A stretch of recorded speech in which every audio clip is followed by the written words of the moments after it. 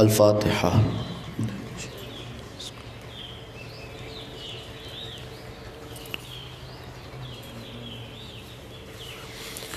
کما قال اللہ تبارک و تعالی فی شان حبیبہ مخبرا و آمرا ان اللہ وملائکتہ یصلون علی النبی یا ایہا الذین آمنوا صلوا علیہ وسلموا تسلیما اللہم صلی علی محمد وآل محمد سبحان ربک رب العزت عما یصفون وسلام علی المرسلین والحمد للہ رب العالمین۔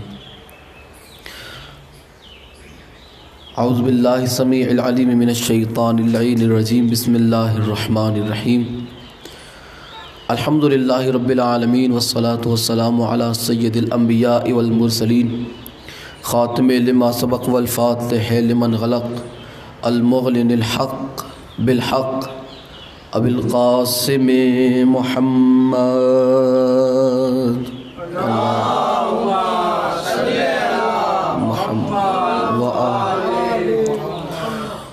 وآلہ الطیبین الطاہرین المعصومین المظلومین المنتجبین الذین اذہب اللہ عنہم الرجس وطہرہم تطہیرا اللہم صلی علی محمد وآل محمد لسیما بقیت اللہ المنتظر امام زماننا ھذا روحی و ارواح العالمین لتراب المقدم الفدا عجل اللہ تعالی فرجہ الشریف وسحل اللہ تعالی مخرجہ الشریف ولعنت اللہ دائما باقیہ علی اعدائهم وغاصب حقوقهم ومنکر ولایتهم وفضائلهم ومصائبهم وولایتهم اجمعین اما بعد قال سبحانہ وتعالی فی کلامہ المبین بسم اللہ الرحمن الرحیم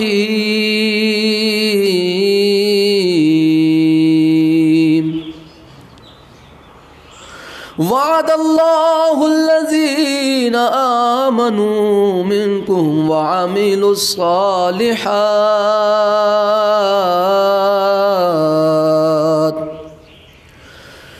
لَيَسْتَخْلِفَنَّهُمْ فِي الْأَرْضِ كَمَا اسْتَخْلَفَ الَّذِينَ مِنْ قَبْلِهِمْ صدق اللہ العلی العظیم۔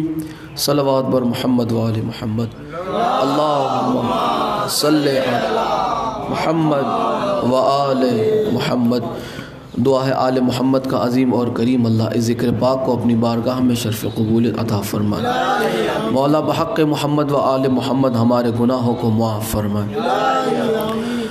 یا مولا جتنے بیمار ہیں انہیں سید سجاد کے صدقے میں شفائے کاملہ و عاجلہ عطا فرمائے۔ مولا جس نے بھی دعا کے لیے کہا ہے مولا تمام کی دعاؤں کو مستجاب فرما۔ یا مولا بحق محمد و آل محمد وہ منظر جلد سے جلد ہمیں اپنی آنکھوں سے دکھا کہ سیدہ کائنات سلام اللہ علیہا کا روزہ تعمیر ہو جائے۔ یا مولا امام زمانہ کے ظہور میں تعجیل فرما۔ یا مولا امام زمانہ کے ظہور میں جلدی فرما۔ علی والوں کا بول بالا فرما۔ اہل بیت کے دشمنوں کو ذلیل و خوار فرما۔ اہل بیت کے دشمنوں کو ولایت علی کے منکروں کو نیست و نابود فرما۔ دعاؤں کی قبولیت کے لیے اور خوشنودی محمد اور آل محمد کے لیے مل کے صلوات پڑھ دیں محمد اور آل محمد پر۔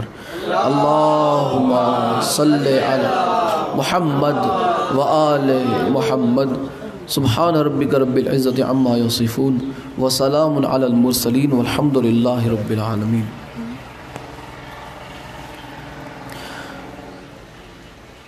میرے معزز اور مکرم سامعین اور ناظرین،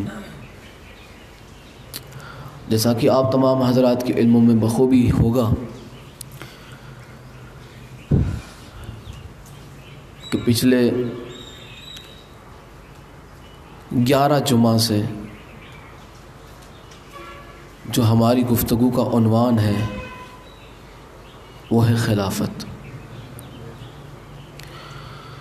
آج ہماری خلافت کے موضوع پر انشاءاللہ 12ویں نشست ہے۔ پچھلے 4 جمعہ کے اندر حق کے شہزادی کونین فاطمہ زہرا سلام اللہ علیہا آپ تمام حضرات کی خدمت میں اہل سنت کی کتابوں سے اور کلام الہی سے پہنچانے کی ایک چھوٹی سی کوشش کی،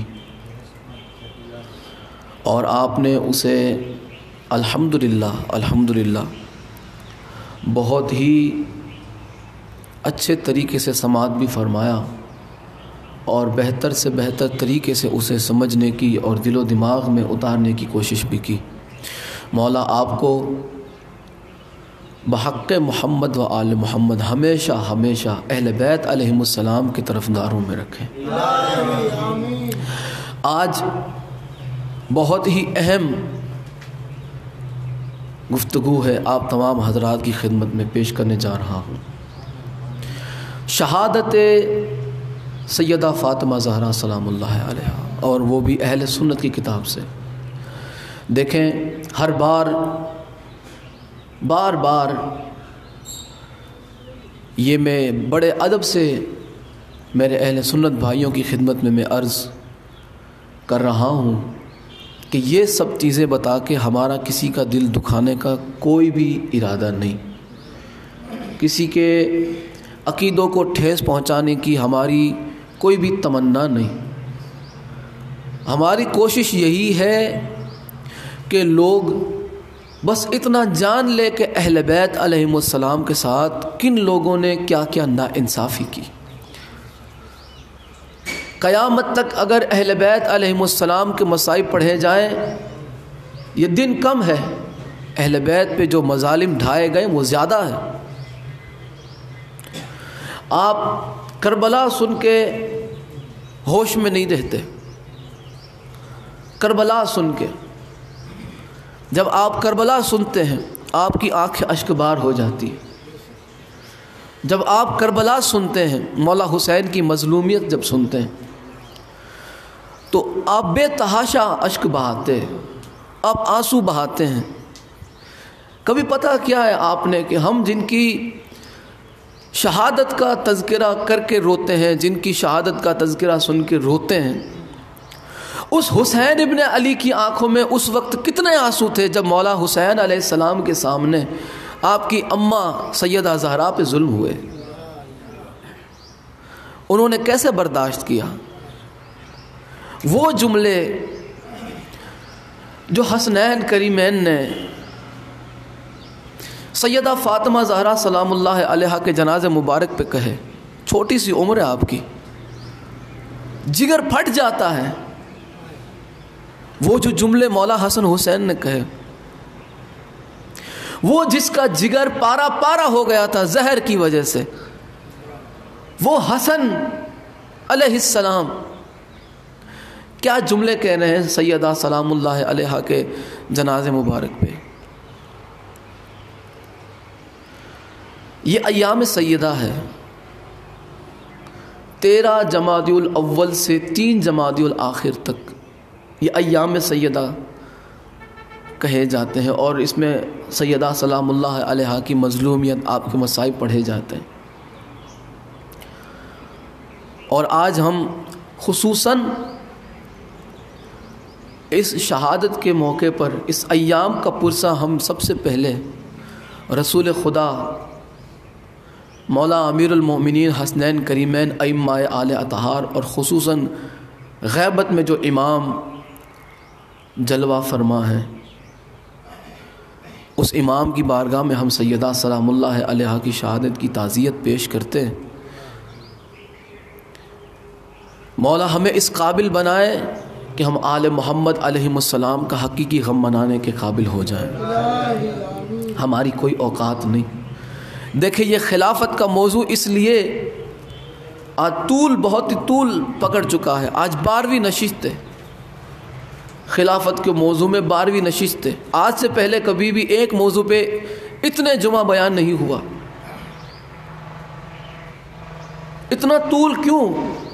کیونکہ یہی وہ خلافت ہے، یہی وہ خلافت کا موضوع ہے کہ جس وجہ سے لوگوں نے اہل بیت علیہم السلام پہ بے تحاشا ظلم اٹھائے، بے انتہا آپ پہ مصائب کے پہاڑ جو ہے ڈھائے گئے. اسی خلافت کے لیے، اسی کرسی کے چکر میں لوگوں نے رسول اللہ کا جنازہ تک چھوڑا. لوگوں نے اسی خلافت کے لیے رسول اللہ کی اہل بیت کے گھر کو آگ تک لگائی. اسی خلافت کے لیے لوگوں نے حیدر کرار سے جنگ تک کی. اسی خلافت کے لیے لوگوں نے اہل بیت کے چاہنے والوں کو زندہ گدھے کی کھال میں جلایا. اسی خلافت کے لیے لوگوں نے اہل بیت کے چاہنے والوں کو سولی پہ چڑھایا. اسی خلافت کے لیے لوگوں نے اہل بیت کے چاہنے والوں کو زندہ دفن کر دیا. اسی خلافت کے لیے لوگوں نے فرمان رسول کا انکار کیا. اسی خلافت کے لیے، اسی خلافت کو قائم رکھنے کے لیے لوگوں نے ممبر رسول پہ چڑھ کے اہل بیت کو گالیاں نکالی.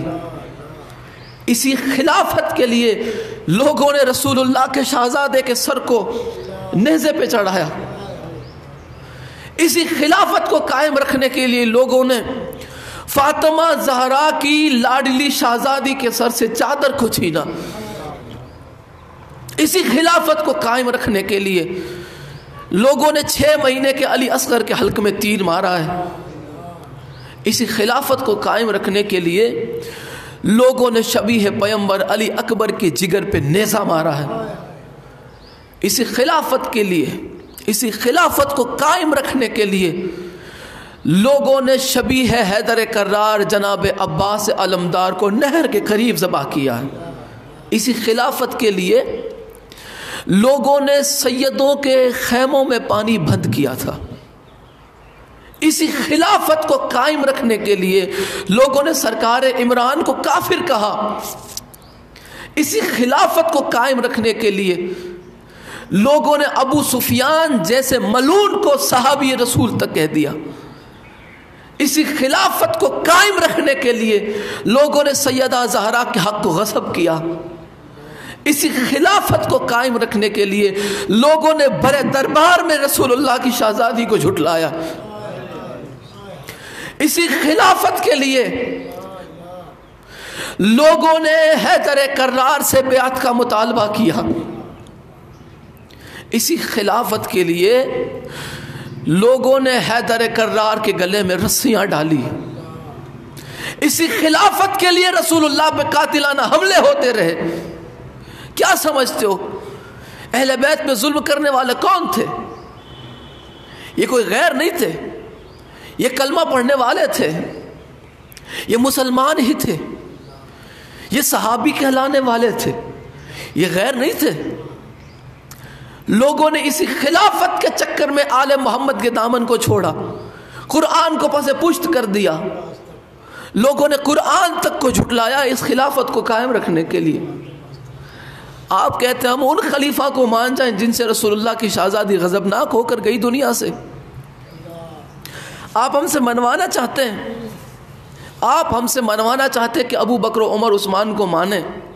آپ ہمیں اہل سنت کی صحیح مذہب آل محمد کی کتابیں ایک طرف، اب اپنی کتابوں سے یہ ثابت کر دے کہ سیدہ نے انہیں خلیفہ مانا تھا.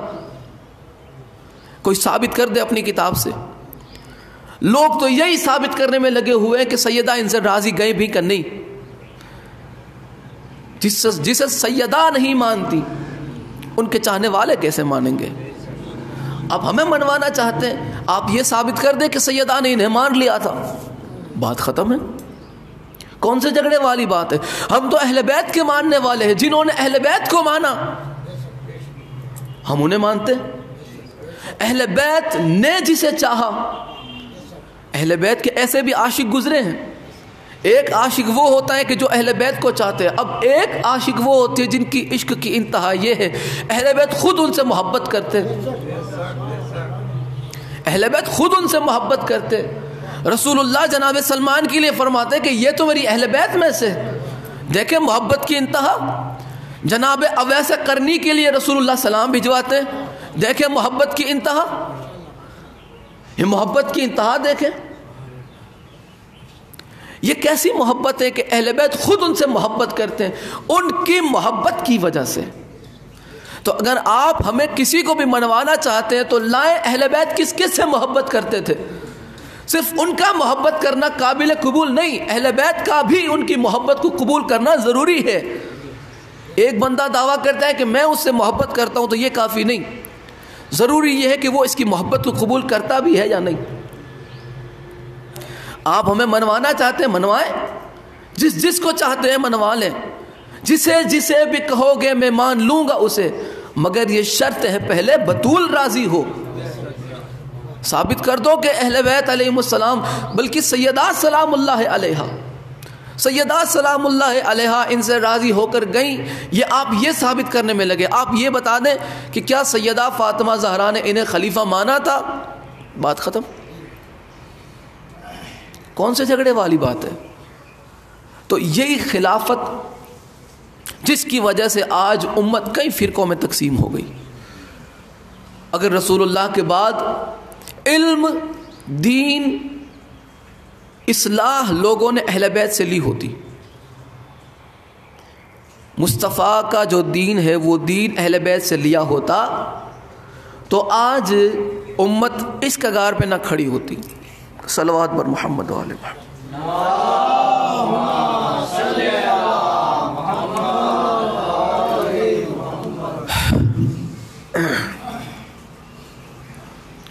آج امت اتنے فرقوں میں نہ بٹتی اگر لوگوں نے دین اہل بیت سے لیا ہوتا، لوگوں نے اہل بیت کے دامن کو نہ چھوڑا ہوتا، کبھی بھی مسلمان گمراہ نہ ہوتے. تو سیدہ سلام اللہ علیہا کی شہادت کو بالکل چھپا دیا گیا. کسی کو نہیں پتا کہ سیدہ پر ظلم ہوئے.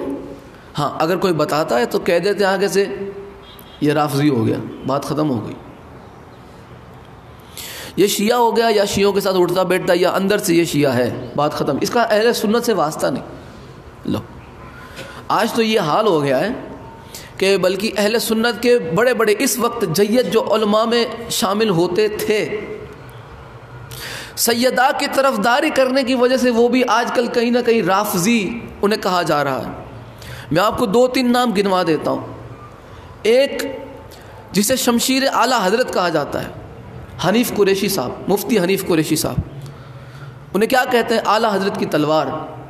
لیکن جب سے انہوں نے سیدہ کی طرفداری میں کہا ہے، اور اس ملعون کو کیا نام اس کا، اشرف آصف زلالی، اس ذلیل نے جب نعوذ باللہ سیدہ کی شان میں وہ توہین آمیز الفاظ کہے کہ نعوذ باللہ وہ خطا پر تھی، نعوذ باللہ نقل کفر نباشر، تو حنیف قریشی صاحب نے بھی کہا کہ دیکھو یہ جو جملہ آپ نے کہا ہے وہ غلط ہے، اس سے آپ رجوع کر لیں، آپ توبہ کر لیں، آپ نے غلط بات کہی ہے. اتنا کہنے کے بدلے میں انہیں کہہ دیا کہ یہ ہو گیا نیم رافضی. کہتے ہیں چھپا ہوا رافضی ہے، یہ اندر سے شیعی ہے، رافضی ہے. حالانکہ اب تک انہیں کہا جاتا تھا اعلیٰ حضرت کی تلوار، اب کہتے ہیں کہ تلوار میں زنگ لگ گیا. آج یہ حال ہو گیا. کس لیے؟ کہ سیدہ کی وکالت، ذرا سی وکالت کر دی، بس اتنا کہہ دیا کہ سیدہ کے بارے میں یہ الفاظ تمہیں نہیں کہنا چاہیے، باقی معاملہ الگ ہے، حق تھا نہیں تھا ان پہ انہوں نے کوئی بات نہیں کہی. انہوں نے یہ کہا کہ آپ نے یہ جو لفظ کہا ہے فاطمہ زہرا کے بارے میں وہ غلط کہا ہے.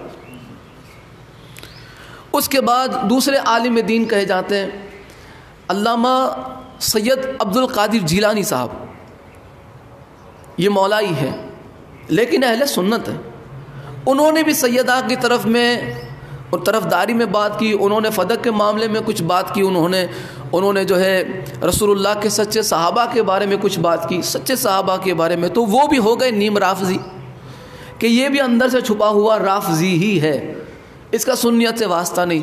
کیا وجہ تھی سنیت سے نکالنے کی؟ اہل بیت علیہ السلام کی حق کی طرفداری، اہل بیت کے حق میں بولنا. اس کے بعد ایک اور ہے عرفان مشہدی صاحب. عرفان مشہدی صاحب تو اب تک یہ ناسبیوں کے اندر تھے، بلکہ ایک ویڈیو میں نے اب بھی وہ یوٹیوب پہ موجود ہے، آپ دیکھ سکتے ہیں. یہ اتنے بڑے ناسبی تھے عرفان مشہدی صاحب کہ مجمع میں وہ تقریر کر رہے تھے، اس کے بعد جو ہے انہوں نے کوئی ایسی بات کی کہ پبلک میں سے نعرہ لگایا گیا. دیکھیے میں موضوع سے ہٹ کے نہیں ہوں، میں موضوع پر ہی ہوں، میں موضوع پہ بات کر رہا ہوں، میں کوئی ہٹ کے نہیں بات کر رہا. تو جناب نے کوئی ایسی بات کہی کہ جس پہ جو ہے پبلک میں نعرہ لگایا گیا. ایک بندے نے اٹھ کے نعرہ لگایا, نعرہ تکبیر, نعرہ رسالت, نعرہ حیدری. جیسے ہی نعرہ حیدری لگا, عرفان مشہدی صاحب جو پہلے ایسے تھے, پہلے کیسے تھے میں وہ بتا رہا ہوں, نعرہ لگایا گیا. جناب نے کہا کہ نہیں, یہ کوئی شیعہ رافضیوں کی کوئی مجلس نہیں ہے کہ نعرہ رسالت کے بعد ڈائریکٹ نعرہ حیدری لگاتے ہو. نعرہ رسالت کے بعد نعرہ تحقیق لگاؤ. تو نعرہ تحقیق کے جواب میں بولتے ہیں حق چار یار. انہوں نے یہ چار کہتے ہیں کہ یہ چاروں کا نام پہلے آنا چاہیے, مولا علی کا خاص نام نہیں, رسول اللہ کے بعد چوتھے ہیں مولا علی. یہ تو رافضیوں نے, اب دیکھیں ان کا یہ عقیدہ تھا پہلے, تو وہ اچھے تھے. اب جب انہوں نے سیدہ کے طرف میں یہ بات کہی کہ یہ تم نے غلط بات کہی ہے فاطمہ زہرا کے بارے میں, وہ خارجی ہو گئے, وہ رافضی ہو گئے, وہ کھٹمل ہو گئے, چھپا ہوا رافضی ہو گئے. وجہ کیا تھی یہ کہنے کی؟ وجہ یہی تھی کہ انہوں نے سیدہ فاطمہ زہرا کے حق میں بات کی. انہوں نے یہ بالکل بھی نہیں کہا کہ اس میں سیدہ کا حق بنتا تھا نہیں بنتا تھا, یہ کوئی ڈسکس انہوں نے نہیں کی. انہوں نے یہ کہا کہ یہ جو جملہ تم نے کہا ہے وہ غلط کہا ہے, اس سے تم رجوع کرو, اس سے تم توبہ کرو, چھوٹے باپ کے نہیں ہو جاؤ گے, توبہ کر لو گے, اہل بیت کی بارگاہ میں مقام بڑا ہو جائے گا تمہارا.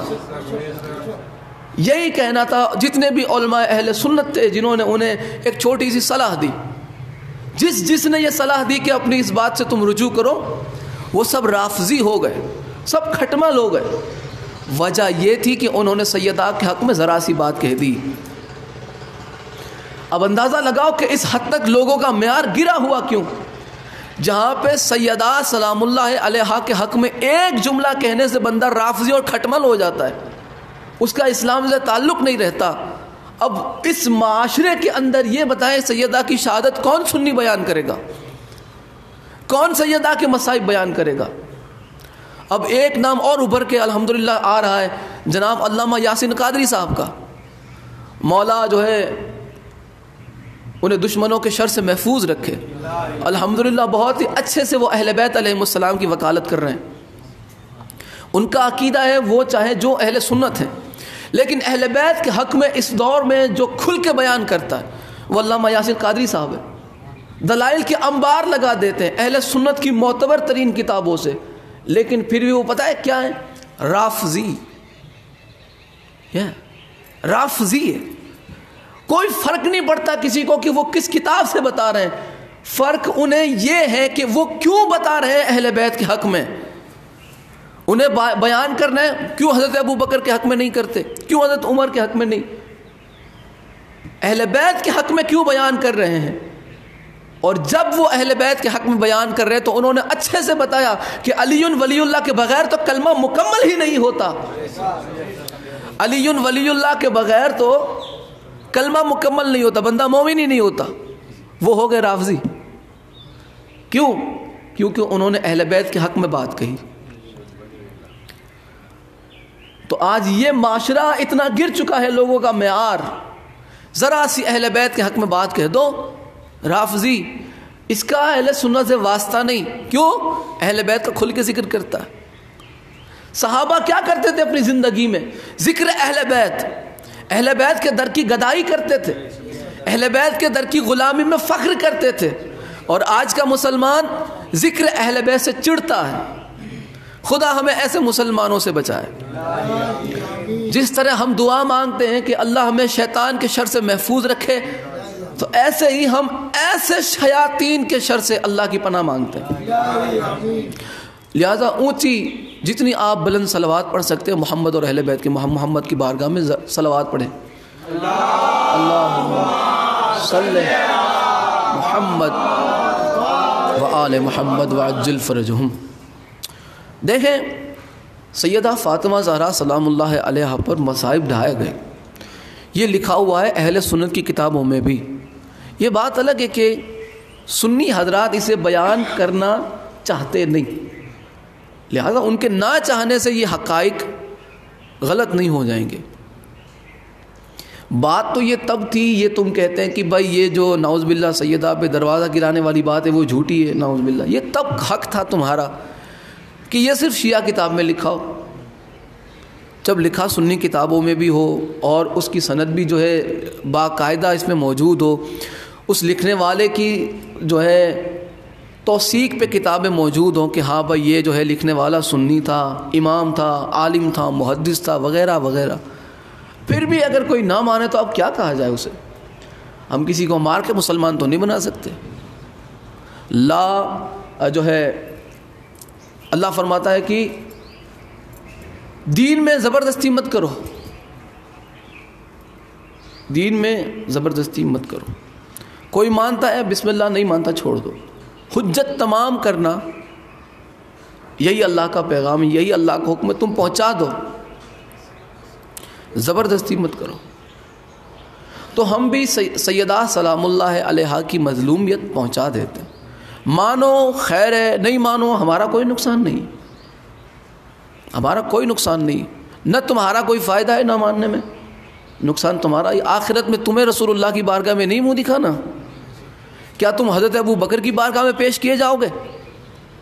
نہیں، اہل بیت کی بارگاہ میں پیش ہونا، تو کیا منہ دکھاؤ گے؟ یہی کہ اہل بیت علیہ السلام کی مظلومیت بیان کرنے والے کو ہم رافضی کہتے تھے، کھٹمل کہتے تھے، خارجی کہتے تھے، جہنمی کہتے تھے، اور جو کہتے تھے پھر وہ تم نہ بولو گے، نہ صحیح تمہاری زبان بول پڑے گی۔ وہاں قیامت کے دن انسان خاموش ہو جائے گا، اس کا انگ انگ بولے گا۔ جس زبان سے وہ اہل بیت میں بھونک رہا ہوتا ہے وہی زبان اس کے خلاف گواہی دے گی قیامت کے دن۔ تو آج اگر ہم اہل بیت کے حق میں بات کر رہے ہیں تو قیامت کے دن ہم بولیں نہ بولیں، ہماری زبان ضرور گواہی دے گی کہ یہ وہ زبان ہے کہ جس نے آل محمد علیہ السلام کے حق کی گواہی دی تھی، آل محمد کے حق کو تسلیم کیا تھا۔ ہم منکر کبھی نہ ہوئے تھے، نہ ہوئے ہیں، نہ کبھی ہوں گے اہل بیت علیہ السلام کے فضائل اور مصائب سے۔ جس نے انکار کیا سمجھے اس نے کفر کیا، کیونکہ اہل بیت کا انکار قرآن کا انکار ہے۔ سیدہ سلام اللہ علیہا پہ ظلم ہے، دیکھیں یہ میں اہل سنت کی کتاب اب میں آپ کی خدمت میں پیش کرنے لگا ہوں۔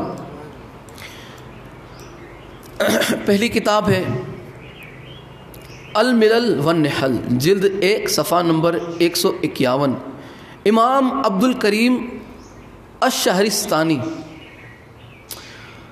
پہلے آپ دیکھیں انہوں نے کیا لکھا ہے اپنی کتاب کے اندر الملل والنحل کے اندر۔ اس کی توثیق بھی میں انشاءاللہ ساتھ ہی بیان کر دوں گا کہ اس لکھنے والے کے بارے میں اہل سنت کے دیگر علماء نے کیا کہا ہے، کہ یہ کیا ہے، کھٹمل تھا، یہ لکھنے کے بعد یہ رافضی تھا، نیم رافضی تھا، کیا تھا۔ ٹھیک ہے، چلیں دیکھیں یہ الملل والنحل کے اندر کیا فرماتے ہیں کہ حضرت عمر نے بیعت کے دن بی بی فاطمہ کے بطن پر ضرب لگائی۔ یہ میں نہیں کہہ رہا، یہ امام عبد الکریم شہرستانی لکھ رہے ہیں الملل والنحل کے اندر کہ عمر نے بیعت کے دن فاطمہ کے بطن پر ضرب لگائی، جس سے ان کے بیٹے محسن ان کے شکم میں شہید ہو گئے، ساقط ہو گئے، اور ان کے گھر کو آگ لگائی، حتیٰ کہ اس وقت گھر میں علی، فاطمہ، حسن اور حسین کے علاوہ اور کوئی نہ تھا۔ اس کا جواب میں پہلے بھی دے چکا ہوں کہ جو لوگوں کے ذہن میں یہ سوال آتا ہے کہ اوہو مولا علی کے ہوتے ہوئے یہ ہو گیا، اس کا جواب آپ پچھلے بیان سنیں، انشاءاللہ آپ کو مل جائے گا۔ اب یہ کتاب میں آپ کو حوالہ دے چکا الملل والنحل، کیا لکھتے ہیں کہ مولا علی علیہ السلام، مولا حسن، مولا حسین، سیدہ زہرا سلام اللہ، ان کے علاوہ کوئی اور نہ تھا گھر میں۔ حضرت عمر نے گھر کو آگ لگائی، دروازے کو، اور اسی وجہ سے جناب محسن علیہ السلام سیدہ سلام اللہ علیہا کے شکم اطہر میں شہید ہو گئے، ساقط ہو گئے۔ اب میں انشاءاللہ آگے بھی بتاؤں گا اہل سنت کی کتاب سے کہ کیا جناب محسن علیہ السلام سیدہ کے شکم مبارک میں تھے یا آپ دنیا میں نازل ہو چکے تھے، اہل سنت کی کتاب سے بتاؤں گا، آخری حوالہ وہی ہوگا انشاءاللہ۔ جناب محسن علیہ السلام کی شہادت کی وجہ کون بنا؟ حضرت عمر۔ کس نے شہید کیا جناب محسن کو؟ حضرت عمر۔ یہ میں نہیں کہہ رہا، یہ سن کے کوئی مجھے گالیاں نہ دے، یہ عبد الکریم شہرستانی امام مانے جاتے ہیں۔ یہ اپنے کتاب الملل والنحل جلد 1 صفحہ نمبر 151 یہ انہوں نے لکھا۔ اب اس کی توثیق میں یعنی کہ اب یہ جو تھے وہ کیا یہ واقعی میں اہل سنت تھے یا چھپے ہوئے رافضی تھے، کھٹمل تھے، کیا تھے؟ اب دیکھیں نواب صدیق حسن اپنی کتاب ابجد العلوم میں جلد 3 صفحہ نمبر 112 میں لکھتے ہیں کہ ابو الفتح عبد الکریم الشہرستانی، اب ان کی کتاب یعنی کہ لکھتے ہیں کہ صاحب کتاب الملل والنحل، اس کتاب کے لکھنے والے امام اور فقیہ تھے۔ کیا تھے وہ؟ امام تھے اور فقیہ تھے۔ اب دوسری کتاب عمر رضا کحالہ اپنی کتاب معجم المؤلفین جلد 3 صفحہ نمبر 422 میں لکھتے ہیں کہ محمد بن عبد الکریم بن احمد الشہرستانی شافعی اور فقیہ تھے، ان کا مذہب شافعی تھا اور یہ فقیہ تھے۔ دوسری کتاب یہ ہو گئی۔ اب تیسری کتاب امام ابن کثیر، یہ نام کسی سے ڈھکا چھپا نہیں ہے، کسی بھی مولوی سے پوچھے کہ ابن کثیر کون ہے تو اسے ضرور پتہ ہوگا۔ امام ابن کثیر اپنی کتاب طبقات الشافعیہ میں صفحہ نمبر 596 میں لکھتے ہیں کہ محمد بن عبد الکریم الشہرستانی مصنف الملل والنحل یعنی اس کے لکھنے والے اس کتاب کے سقاہ بمذہب شافعی تھے، یہ سقاہ تھے اور ان کا مذہب شافعی تھا۔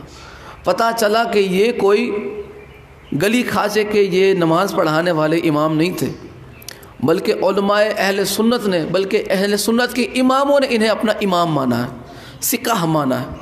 یہ ایک حوالہ ہو گیا۔ اب دوسرا حوالہ سنیں۔ دوسرا حوالہ میں اثبات الوصیہ، امام مسعودی جن کی تاریخ مسعودی بہت ہی مشہور زمانہ کتاب ہے، اپنی کتاب اثبات الوصیہ میں ان کا جو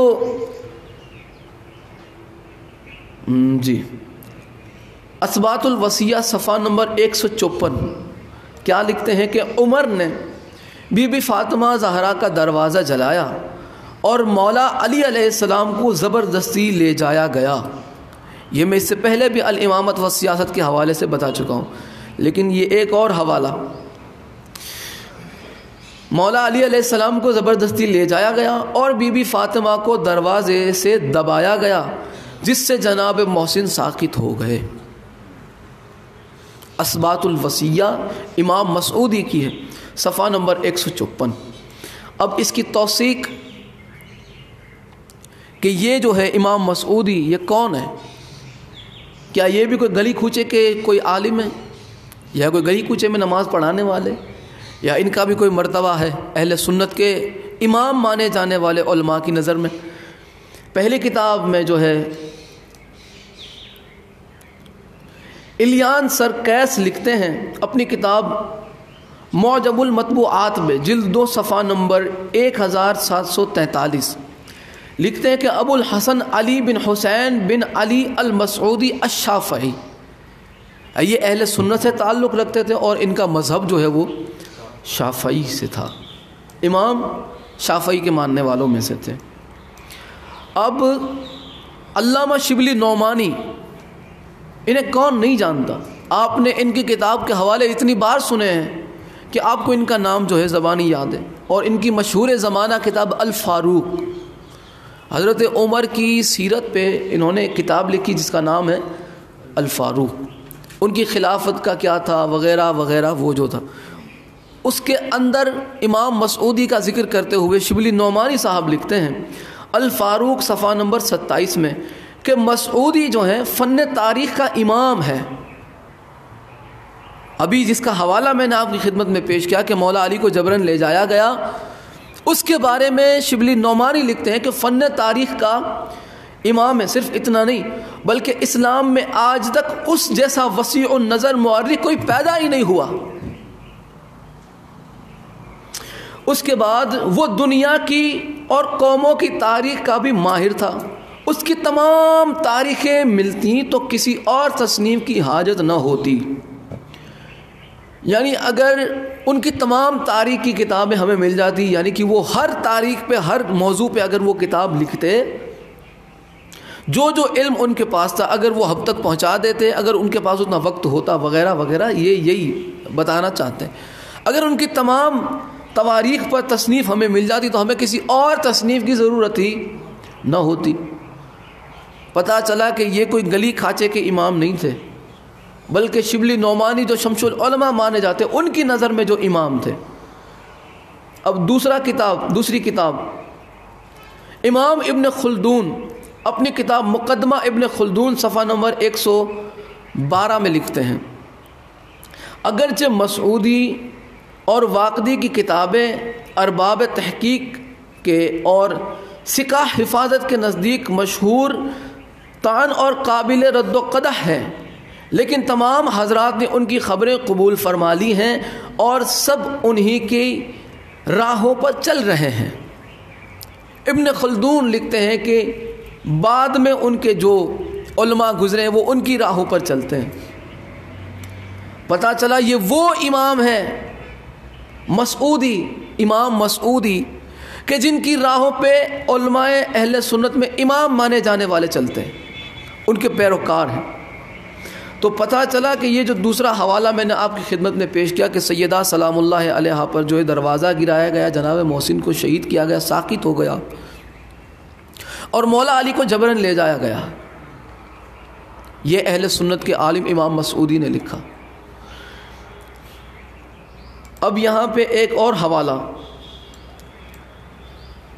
دیکھیں، فرائض السمتین کے اندر اتنے مظلومانہ لفظوں کے ساتھ رسول اللہ کی پیشین گوئی موجود ہے۔ فرائض السمتین، آپ الفاظ سنیں گے آپ کی روح کانپ اٹھے گی، رسول اللہ کی پیشین گوئی فرائض السمتین کے اندر۔ فرائض السمتین جلد 2 صفحہ نمبر 35، اور اس کی لکھنے والے شیخ ابراہیم بن محمد الجوینی کیا لکھتے ہیں فرائض السمتین کے اندر؟ دیکھیں میں آپ کو وہ پڑھ کے سناؤں کیا فرماتے ہیں، تھوڑی لمبی روایت ہے۔ لکھتے ہیں کہ جب رسول اللہ صلی اللہ علیہ وآلہ وسلم کا فرمان اس میں موجود ہے کہ جب رسول اللہ فرماتے ہیں کہ جب میں اپنی بیٹی فاطمہ کو دیکھتا ہوں تو مجھے ان پہ ہونے والے مظالم یاد آتے ہیں۔ کون سے مظالم؟ جو میرے بعد ان پر ہوں گے، جو میرے بعد میری بیٹی پر جو ظلم ڈھائے جائیں گے، وہ جب مجھے یاد آتے ہیں، مجھے وہ یاد آتے ہیں، پھر فرماتے ہیں کہ مجھے ایسا لگتا ہے گویا میں اپنی بچی کے ساتھ ہوں، یعنی جب وہ اس پہ ظلم ہو رہا ہے تو مجھے ایسا لگتا ہے کہ اس وقت میں اس کے ساتھ ہوں، گویا میں اپنی بچی کے ساتھ ہوں اس مصیبت میں۔ اور آپ دیکھیں رسول اللہ کا اب آگے جو فرمان ہے، یہ اہل سنت کی کتاب ہے فرائض السمتین جلد 2 صفحہ نمبر 35، اور رسول اللہ فرماتے ہیں کہ اور ذلیل لوگ اس کے گھر میں داخل ہوں گے، ذلیل لوگ اس کے گھر میں داخل ہوں گے اور میری بچی کی حرمت و احترام کو پارا پارا کر دیں گے،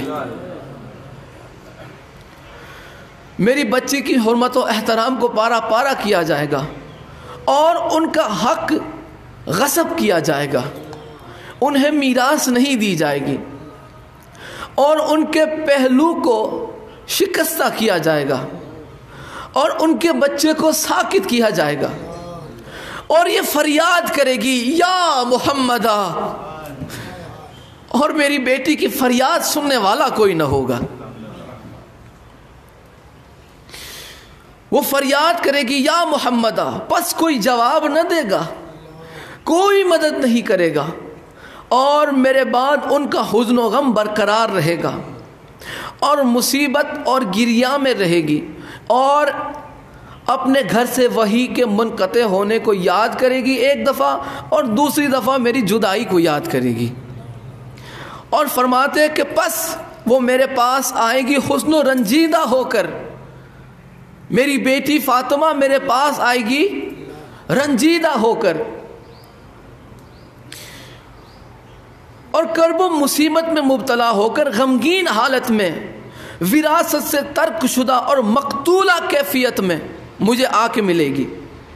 اور اس وقت لکھتے ہیں کہ اس وقت اللہ کے رسول فرمایا کرتے تھے کہ اے اللہ، لعنت بھیج اس شخص پر جس نے فاطمہ زہرا پہ ظلم کیا، اور سخت سزا دے جس نے فاطمہ زہرا کا حق غصب کیا، اور اس کو ذلیل کر جس نے احترام فاطمہ کو پارا پارا کیا، اور ہمیشہ اسے جہنم میں رکھ جس نے زہرا کے پہلو پہ ضرب ماری یہاں تک کہ ان کا بچہ ساقط ہو گیا۔ بس اس وقت ملائکہ نے آمین کہا۔ یہ اہل سنت کی کتاب ہے، رسول اللہ اس کے حق میں بد دعا فرما رہے ہیں، جو رسول اللہ کی شہزادی فاطمہ زہرا کا حق غصب کرے گا، جو فاطمہ زہرا پہ جو ہے ظلم کرے گا۔ رسول اللہ صلی اللہ علیہ وآلہ وسلم یہاں پہ اہل سنت کی کتاب، یہ کوئی پکوڑے بنانے والے کی کتاب نہیں، اہل سنت میں امام مانے جانے والے ہیں۔ امام جوینی فرائض السمتین کے حوالے سے۔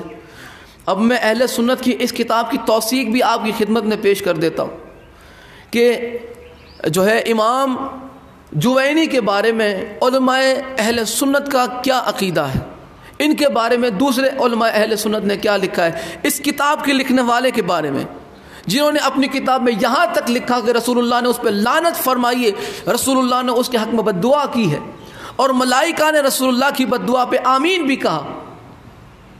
یہ اہل سنت کی کتاب ہے، یہ میں نے اپنی طرف سے نہیں کوئی بات کہی۔ اب دیکھیں اس کی توثیق میں 3 کتابیں آپ کی خدمت میں پیش کرنا چاہوں گا۔ علامہ زرکلی اپنی کتاب الاعلام جلد 1 صفحہ نمبر 63 میں لکھتے ہیں کہ امام الجوینی جو ہے یہ خراسان کے شیخ تھے، اور ابن حجر نے ان کو شافعی مذہب کہا ہے، اور فرائض السمتین انہی کی تصنیف ہے، یعنی اس میں کوئی پھیر پھار نہیں ہے، یہ لکھا ہے یہ اہل سنت کے امام نے، شیخ نے لکھا۔ دوسری کتاب شیخ جمال الدین زرندی حنفی اپنی کتاب درر السمتین صفحہ نمبر 13 اور 14 میں لکھتے ہیں کہ یہ شیخ امام عالم المحدث ہیں، اور ان کی کتاب پر ائمہ نے بھی اعتماد کیا ہے اور ان سے نقل کیا ہے۔ انہوں نے لکھا کہ امام جوینی پر علماء اہل سنت نے، محدثین نے اعتماد کیا ہے، ائمہ نے اعتماد کیا ہے، ان پر بھروسہ کیا ہے، اور ان سے روایتیں لی ہے، ان پر اعتماد کیا ہے، ان کی باتوں کو اپنی کتابوں میں نقل کیا۔ اور تیسرا حوالہ میں آپ کی خدمت میں امام ذہبی کا، امام ذہبی اپنی کتاب تذکرۃ الحفاظ صفحہ نمبر 1505 میں لکھتے ہیں کہ یہ امام المحدث اور کامل عالم تھے، فخر الاسلام تھے، اور یہ صالح دین والے تھے۔ دیکھیں کیا لکھا ہے امام ذہبی نے ان کے بارے میں کہ یہ امام المحدث ہے، یہ محدثوں کے بھی امام تھے اور کامل عالم تھے، فخر اسلام جس پہ فخر کرتا تھا، یہ وہ عالم تھے اہل سنت کے نزدیک، فخر الاسلام تھے۔ فرائض السمتین کے لکھنے والے امام جوینی۔ کیا باقی رہ گیا اب؟ کیا کوئی بہانہ ہے سیدہ کی مظلومیت کو نہ ماننے کا؟ ایک ہی بہانہ ہے، باپ اصلی نہ ہو تو یہ بہانہ ٹھیک لگتا ہے۔ جس کا اصلی باپ نہ ہو نا، اہل بیت کے مسائل سمجھ نہیں آتے، جنہیں فضائل سمجھ نہیں آتے ہیں، بتائیں انہیں مسائل کیا سمجھ آئیں گے؟ یہ تب ہوتا ہے جب باپ نقلی ہو۔ اہل بیت کی فضیلت اور اہل بیت کے مصائب کو دل میں جگہ دینے کے لیے باپ کا اصلی ہونا ضروری ہے، نام کا اصلی ہونا نہیں، باپ کا اصلی ہونا ضروری ہے۔ جس کا باپ اصلی نہ ہو اسے اہل بیت کے فضائل اور مصائب سمجھ نہیں آتے۔ درود بر محمد و آل محمد۔ کوئی بات چلے محمد و آل۔ اب میں آخری حوالہ آپ کی خدمت میں پیش کرنا چاہتا ہوں، اس کے بعد جناب محسن علیہ السلام آپ دنیا میں آ چکے تھے یا نہیں، وہ آخری 2 حوالے۔ اب جو حوالہ ہے کوئی اور مانے یا نہ مانے کہ سیدہ کے گھر پہ حملہ ہوا نہیں ہوا، کوئی انکار کرتا ہے کوئی تسلیم کرتا ہے، لیکن حضرت ابو بکر مان گئے۔ اب یہاں پہ میں اہل سنت کی 1 2 نہیں 10 کتابیں آپ کی خدمت میں پیش کرنا چاہتا ہوں۔ کہ جس میں حضرت ابو بکر کا خود کا اقرار موجود ہے، ان کا پچھتاوا موجود ہے۔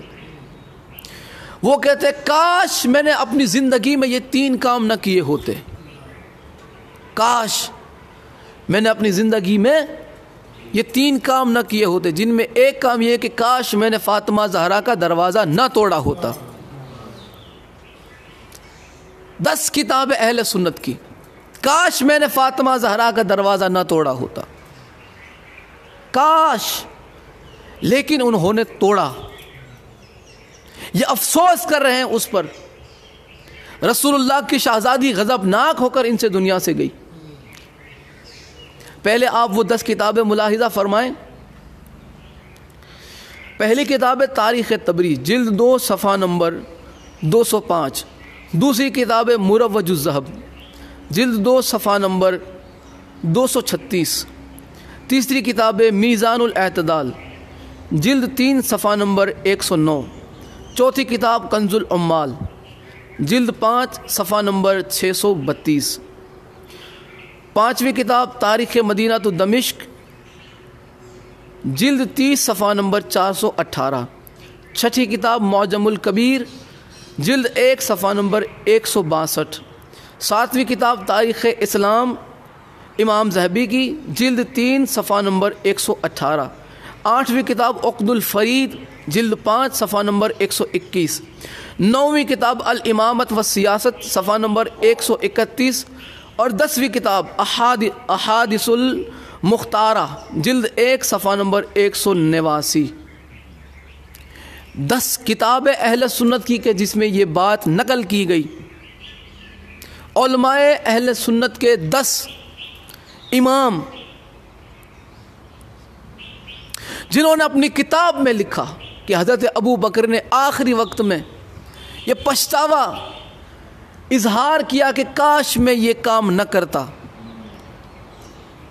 وہ مانتے تھے کہ انہوں نے سیدہ کے در کو توڑا تھا، یہ مانتے تھے کہ انہوں نے سیدہ کے دروازے کو آگ لگوانے کا خود ہی حکم دیا۔ اگر یہ حضرت عمر کی مرضی سے ہوا ہوتا تو یہاں پہ کہتے ہیں کہ کاش میں عمر کو روکتا یا روک پاتا، میں تو نہیں چاہتا تھا کہ سیدہ کا دروازہ توڑا جائے، لیکن عمر نے توڑ دیا۔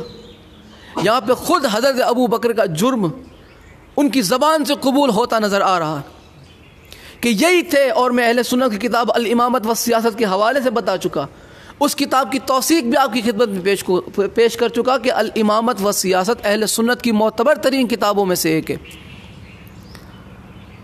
اب ہمارا کسی کو منوانے کا کوئی شوق نہیں کہ تم مان جاؤ، تمہیں تمہاری اماں کی قسم، تمہارے عقیدے کی قسم، نہیں مانتے، نہ مانو۔ تم کون سی ہماری قبر میں آؤ گے یا ہم کون سی تمہاری قبر میں آنے والے؟ ہماری قبر میں بھی اہل بیت آنے والے ہیں، آپ کی قبر میں بھی اہل بیت آنے والے۔ آپ وہ اعمال جمع کیجئے کہ جس کے عوض آپ اہل بیت کی بارگاہ میں منہ دکھا سکیں۔ ہم وہ کر رہے ہیں کہ جس کی وجہ سے ہم اہل بیت کی بارگاہ میں منہ دکھا پائیں۔ اہل بیت کا حق جھٹلا کے تم بارگاہ رسول خدا میں کھڑے رہ پاؤ گے؟ کس منہ سے کھڑے رہو گے رسول اللہ کی بارگاہ میں؟ کیا منہ دکھاؤ گے؟ ہمیں آپ کا تو نہیں پتا، ہمیں ہماری آخرت کی فکر ہے، اور ہم جانتے ہیں کہ آخرت میں جس کا دبدبا ہے، ہم جانتے ہیں کہ آخرت میں شفاعت جن سے ملنی ہے وہ صرف اور صرف ذات محمد اور اہل بیت محمد ہے۔ صحابہ کو بھی اگر نجات چاہیے تو آل محمد کے در پہ ہاتھ پھیلانا پڑے گا، امتی کو بھی نجات چاہیے تو اہل بیت کے در پہ ہاتھ پھیلانا پڑے گا۔ اہل بیت کی حقانیت کو جھٹلا کے تم کون سے امتی رہ جاتے ہو؟ پھر تم میں اور یزید میں فرق کیا رہ جاتا ہے؟ تم میں اور ابو سفیان کے کردار میں فرق رہ کیا جاتا ہے؟ کیسے ہو تم مسلمان؟ سرکار عمران کو کافر کہہ کے ایسے سینہ چوڑا کر کے چلتے ہو، تم میں اور معاویہ میں فرق کیا ہے؟ تم میں اور ابو سفیان میں فرق کیا ہے؟ تمہارے اسلام سے اسلام کو فائدہ کیا ہوا؟ تمہارے مسلمان ہونے سے اسلام کو فائدہ کیا ہوا جبکہ تم سرکار عمران کو کافر مانتے ہو؟ کون سا فائدہ پہنچاتے ہو تم اسلام کو؟ بس زمین پہ بوجھ بنے ہوئے ہو، بوجھ بنے ہوئے ہو زمین پہ۔ اہل بیت سے بغض چھوڑ دو۔ تم بغض کی سواری سے اتر کیوں نہیں جاتے؟ جس سمت نجف ہے ادھر کیوں نہیں جاتے؟ اگر وہاں نہیں جانا تو پھر تم کتے کی طرح جی رہے ہو. تو کہتے ہیں شاعر کہ کتے کی طرح جینا بھی کس کام کا جینا؟ حیدر سے عداوت ہے تو مر کیوں نہیں جاتے؟ مر جاؤ، ڈھکن میں پانی لے کے ڈوب مرو. ایسے مسلمانوں سے اسلام کے کھلم کھلے دشمن اچھے. یہ آستین کے سانپ ہے. جس طرح اس زمانے میں اس دور میں آستین کے سانپ ہے، ویسے ہی اس دور میں بھی آستین کے سانپ تھے کہ جنہیں آج بھی مسلمان سانپ ماننے سے انکار کرتا ہے. اہل بیت پہ ظلم کرنے والا مسلمان نہیں، اہل بیت پہ مصائب ڈھانے والا صحابی نہیں، اہل بیت سے محبت کرنے والا صحابی ہے. اہل بیت کے در پہ اپنا سر جھکانے والا سچا صحابی ہے. اگر صحابہ میں پہچان چاہتے ہو تو جناب سلمان کی اسی عقیدت کس میں ڈھونڈو. کون جناب سلمان فارسی علیہ السلام کی طرح اہل بیت سے محبت رکھتا؟ کس نے جناب سلمان سے اہل بیت کا ادب سیکھا؟ کس نے جناب سلمان سے اہل بیت کی محبت سیکھی؟ جس نے سیکھی ہے وہ ہمارے سر آنکھوں پر، وہ ہمارے سر کا تاج ہے. ان کے قدموں کی خاک ہماری آنکھوں کی سرما اگر بنے، ہماری آنکھوں کا سرما بنے، ہمارے لیے شرف ہے. وہ ہیں سچے صحابہ. آپ انہیں صحابہ ہمیں منوانے پہ تلے ہوئے ہیں کہ جن سے رسول اللہ کی شہزادی غضبناک ہو کر دنیا سے گئی. ہم سے نہ مانا جائے گا. اب آخری حوالہ اور آج کی گفتگو تمام.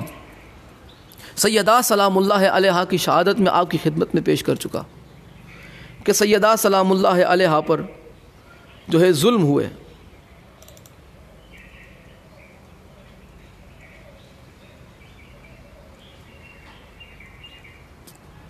درود بر محمد و آل محمد. صلی علی محمد و آل محمد. اب یہ جو حوالہ ہے یہ المستدرک علی الصحیحین کے حوالے سے میں آپ کی خدمت میں عرض کرنے لگا ہوں. المستدرک جلد 4 صفحہ نمبر 321 کہ جناب محسن علیہ السلام دنیا میں آ چکے تھے یا نہیں. بات یہ مسئلہ ہے. رسول اللہ صلی اللہ علیہ وآلہ وسلم کی زندگی میں مولا حسن علیہ السلام کا دنیا میں ظہور ہوا. رسول اللہ آئے، آپ نے فرمایا کہ لاؤ مجھے میرا بیٹا دو. المستدرک علی الصحیحین جلد 4 صفحہ نمبر 321 فرمایا لاؤ مجھے میرا بیٹا دو. رسول اللہ نے اپنے ہاتھوں میں لیا بیٹا. یہ اہل سنت کی روایت میں پڑھ رہا ہوں. مولا علی علیہ السلام سے رسول اللہ نے پوچھا یا علی کیا نام رکھا اس کا؟ مولا علی علیہ السلام نے عرض کیا یا رسول اللہ حرب نام رکھا. آپ نے فرمایا کہ نہیں، اس کا نام حسن ہے. پھر سیدہ زہرا کے جہاں ایک اور شہزادے کا ظہور ہوا. رسول اللہ تشریف لائے، آپ نے فرمایا کہ لاؤ مجھے میرا بیٹا دو. پھر مولا علی سے پوچھا کہ یا علی کیا نام رکھا؟ مولا علی نے عرض کی یا رسول اللہ حرب نام رکھا. رسول اللہ نے فرمایا کہ نہیں، اس کا نام حسین ہے. تیسرا شہزادہ ہوا فاطمہ زہرا کے آنگن میں، تیسرا شہزادہ نازل ہوا. رسول اللہ نے پوچھا یا علی کیا نام رکھا؟ مولا علی نے عرض کی یا رسول اللہ حرب. آپ نے فرمایا کہ نہیں، اس بچے کا نام محسن ہے. اس بچے کا نام، تیسرا شہزادہ نازل ہوا رسول اللہ کی ظاہری حیات میں. آپ نے اپنی گود میں اس بچے کو لیا اور اپنی گود میں اپنی آغوش میں لے کے فرمایا کہ ہاں یہ محسن ہے. اور فرمایا کہ یا علی آپ نے اپنے بچوں کے نام ہارون کے بچوں پہ رکھے، شبر، شبیر اور مشبر. حضرت ہارون علیہ السلام کے 3 شہزادے تھے، اور رسول اللہ کے زمانے میں ہارون کون ہے؟ مولا علی ہے. اور یہ جیسے کہ مولا حسن علیہ السلام کو شبر کہتے ہیں، مولا حسین کو شبیر. جناب محسن علیہ السلام کا جو نام تھا وہ مشبر تھا، مشبر یا مشبر. یہ رسول اللہ کی ظاہری حیات میں آپ کا ظہور ہوا جناب محسن علیہ السلام کا. شیعہ کتابوں میں بھی پایا جاتا ہے کہ جناب محسن علیہ السلام کا ظہور نہیں ہوا تھا، اور کہیں پایا جاتا ہے کہ آپ کا ظہور ہو چکا تھا۔ آپ کی عمر مبارک اس وقت 3 سے 6 مہینے کے درمیان تھی، اس سے کم زیادہ بھی ہو سکتی ہے، بہرحال آپ دنیا میں نازل ہو چکے تھے۔ جناب محسن علیہ السلام کا دنیا میں ظہور ہو چکا تھا اہل سنت کی کتاب کے مطابق، کہ وہ جناب زہرا سلام اللہ علیہا کی گود میں تھے، آپ کے پاس تھے۔ جب دروازہ گرایا گیا، جناب محسن کی شہادت ہوئی۔ کون تھا شہید کرنے والا؟ حضرت عمر تھے۔ کیا کیا مصائب پڑے جائیں سیدہ زہرا کے۔ میں نے شروع میں عرض کیا آپ کی خدمت میں کہ وہ شہزادہ کہ جس کی شہادت سن کے آپ کو ہوش نہیں رہتا۔ کبھی کبھی ایسا بھی جو ہے سننے میں آتا ہے کہ فلاں جگہ جب مصائب پڑھے جا رہے تھے اس کی روح قبض ہو گئی، وہ ماتم کر رہا تھا اس کی روح قبض ہو گئی۔ اتنی کیفیت میں بندہ چلا جاتا ہے مولا حسین علیہ السلام کے مصائب سن کے۔ اب جس کی آنکھوں میں اشک بے تحاشا جاری ہو، وجہ غم حسین، اس حسین ابن علی کو کتنا بڑا صدمہ تھا شہادت سیدہ سے۔